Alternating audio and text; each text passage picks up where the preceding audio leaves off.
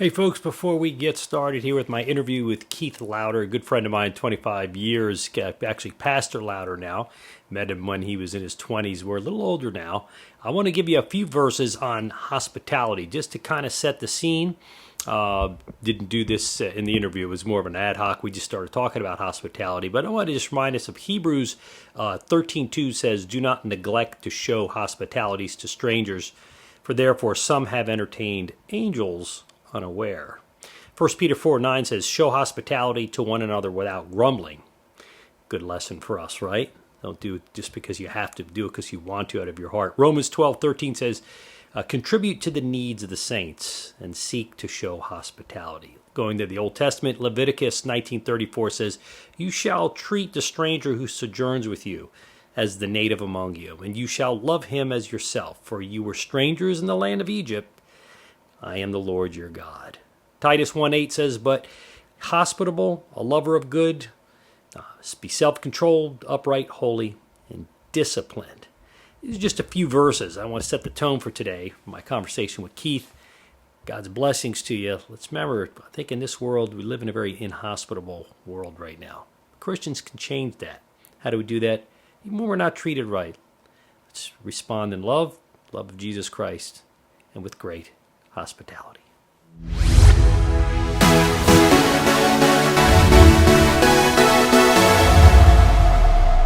Welcome back to Reason for Truth. You know where the truth comes first, the reasons come last, but we're always in constantly learning. When we stop learning, we stop teaching, or at least stop teaching well. Today, in studio guest here, great friend of mine, Pastor Keith Lowder. Keith and I have known each other 25 years. We just did a segment. We've got a few minutes, and I wanted to address specifically with you, Keith. First of all, welcome back to the show. Thank you. You're welcome. I want to talk to you today because I found we were talking in the last episode we did between the difference of England and the U.S., and we touched on this issue of hospitality, which goes to my bones, and it goes to my bones because I'm outside of being born in America and raised in America. My background is 100% Sicilian. My mom is 100%. My dad was raised there as a young man, 100%.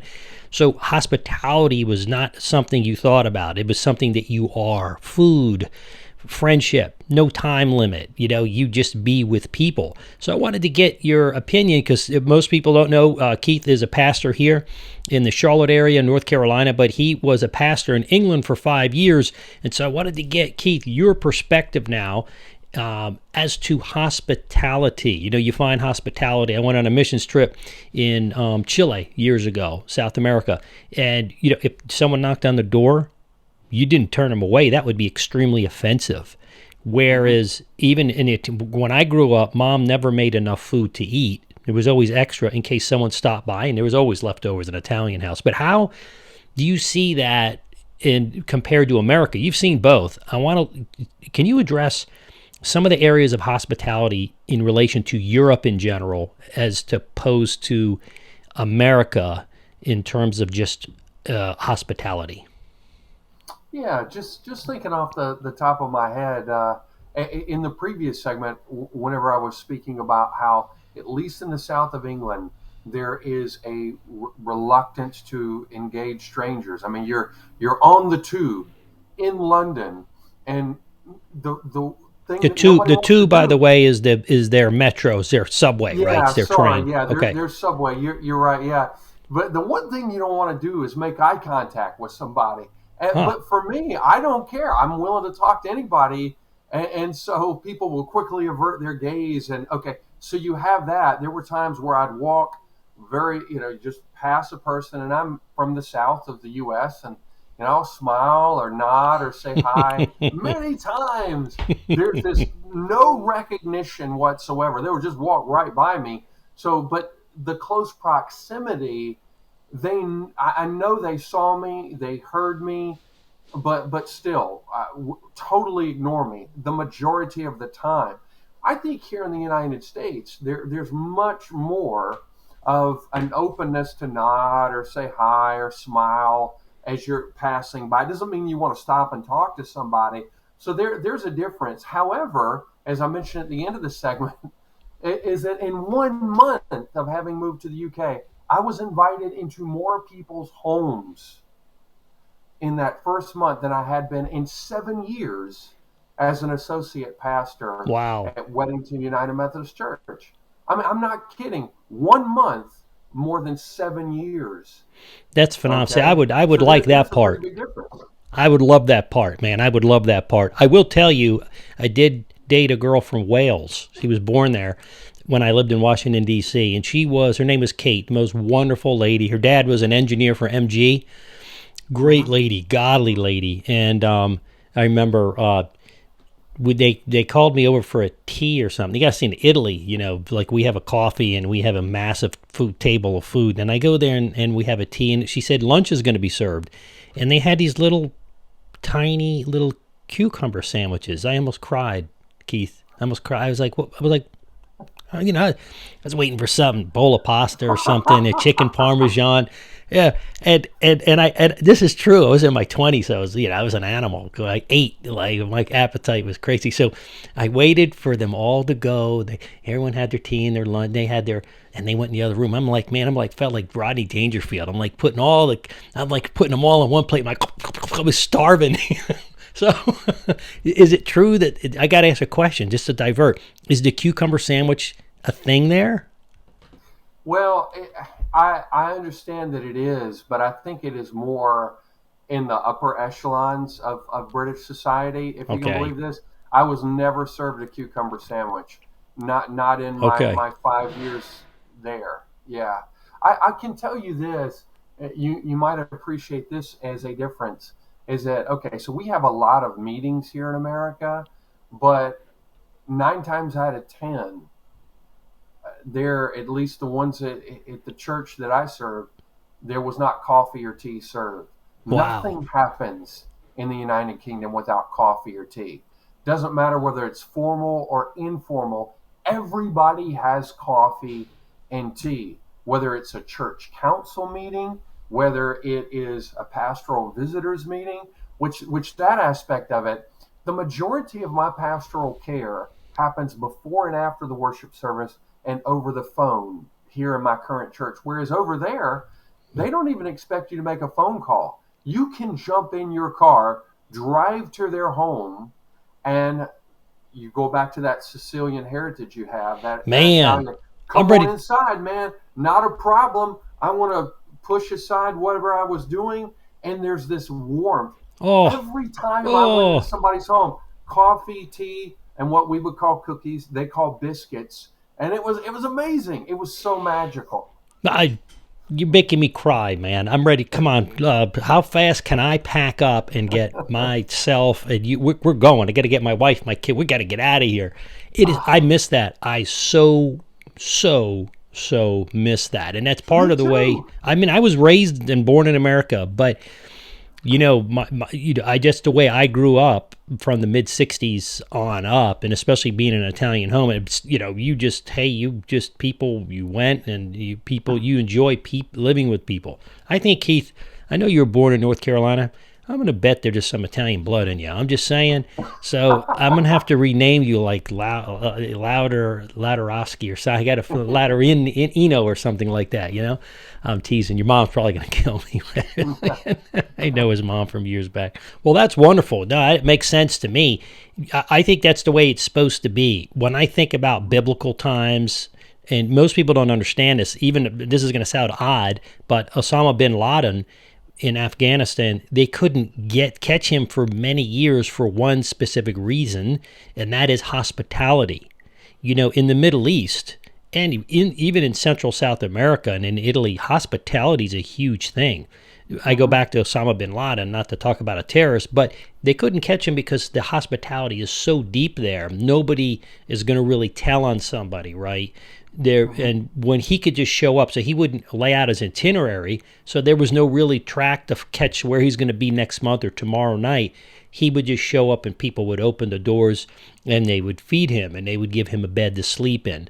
And that's, but forget that he's Osama bin Laden. In the Middle East, hospitality is huge. Eating, and I did not realize that about England. I would have guessed, Keith, in England that would have been much less, but I guess that's within the church. So That's within the church, yeah. I wonder if that's more traditional English versus, you know what I'm saying? Like you had said something to me before that the older Brits, I don't know if that's a negative word, but the older British people or English people were more pro-America than the younger British Yes. people. That was wow. That was like I would have guessed the opposite, honestly, in a sense. But that's my rudimentary understanding. Why do you think that is? I think I'll just kind of give you an example. Is that in one of the churches I served, they would rent out rooms or allow people to use rooms because it was a larger church, and there was a Monday lunches program that was open. Now you did have to pay for Hmm. people in the community, so you got a lot of elderly people who would come in at lunch. And so I got to know some of these ladies, and there was this one table I called the rowdy table. They were really, really fun, but they would reminisce about how much they love going to dances sponsored by American GIs because you got free Coca-Cola, you could get hamburgers and stuff like that. And it was just a simpler time where you're not like on your phone screen or whatever. Mm. You went to dances. And so they just have this great memory of how friendly American servicemen were, and they knew that they were in grave danger as well as Western Europe without U.S. intervention. So you have a memory, a concrete memory of those experiences that younger people they don't experience. Like during the Brexit referendum, here's another example I can give you, is that the stay group say, hey, let's remain part of the European Union. One of their biggest things is that the European Union keeps us safe. Now, No, it doesn't. yeah, NATO you're is talking what about keeps those them who don't safe. want the Brexit. That's what you're talking Right, about, right? right. Yeah. Okay, go ahead. Well, yeah. Well, actually, those who wanted, right. That's right. Those who did not want to exit the European Union, they said, "Hey, the European Union keeps us safe." Where in reality, it's NATO that has kept them safe from what was at one time Soviet encroachment. Interesting. Yeah. So the older people remember living in a precarious time, and so yeah, you Wow. have that. Wow. What do you think it is that makes the younger generation? I get that. That explains the older generation. What makes the younger generation less pro-American? Is it less? Is it that they're further from God? Is it that, or is it the politics that negative politics that have come out over time? Is it something specific as that, or no? I'm not sure, but what I would say, I think back to a friend of mine who, very close friend of mine over there, who's my dad's age. And his frequent complaint was that in the school system, they did not teach British history. They just didn't teach people what their heritage was, which was, inextricably linked with U.S. history. Obviously you get to Yeah. the 1800s and well even before that, but the friendly relationship that we've had. And so I think younger people look at the Iraq War, it was distasteful for them. One of the most reviled people whenever I was over there was Tony Blair, who was their labor prime minister for Interesting. a very, very long time. I was shocked at how much he was hated and reviled by so many people. And it was because of that he was seen as George W. Bush's lapdog. Well, that's interesting. Where do you see as time goes on with Britain and everything that's going on there? Do you see hospitality? You think it'll get better over time to become more hospitable, or greater hospitality, or do you think that's something that's going to, with technology, is like the United States, is going to dissipate outside of being within the church?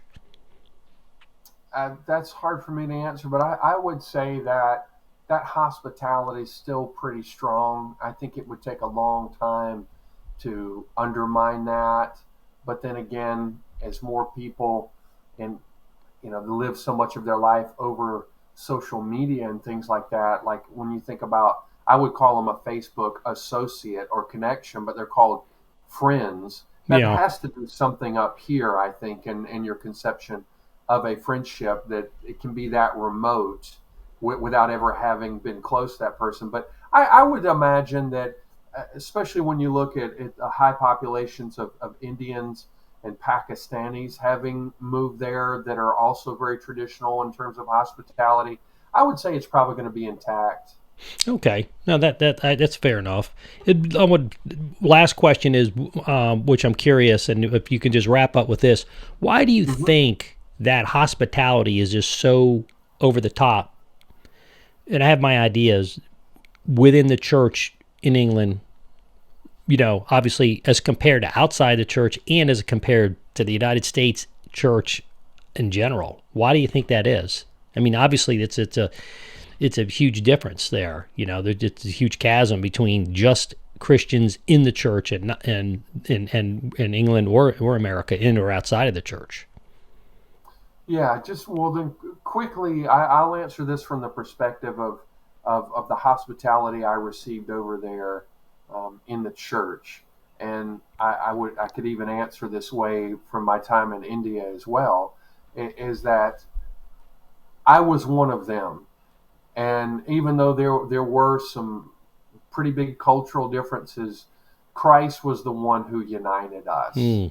And so I really believe that that is what made hospitality so much easier. I had a Bible study that met every Monday night in my home, and I had coffee and tea, and there was a real Christian fellowship aspect. Yes, we dug into the Word. Yes, we spent time in prayer, but there was that hospitality. We're having coffee, tea, and biscuits, and we're doing life together. We're talking about how Mm. things are going, and I quickly realized the first 15 minutes I've got scheduled has got to be for this social hospitality side. You're not going to jump right into the opening prayer and, okay, everybody, turn with me to Genesis chapter. Right.